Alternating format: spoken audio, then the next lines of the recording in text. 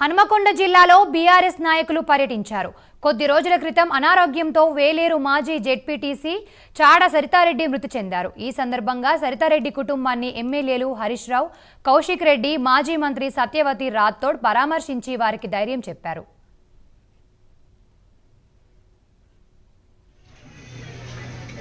BRS కార్యకర్తలు, media మిత్రులు అందరికీ పేరు పేరున నమస్కారం.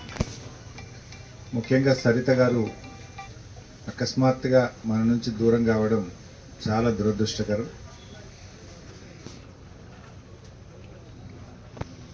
సరిత నేను హుజూరాబాద్ ఉప ఎన్నికల్లో పనిచేసినప్పుడు చాలా దగ్గరగా చూశాను.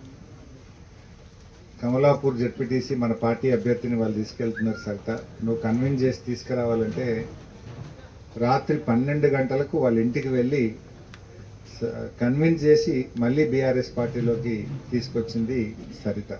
అంటే బాగా కమిటెడ్ మనిషి.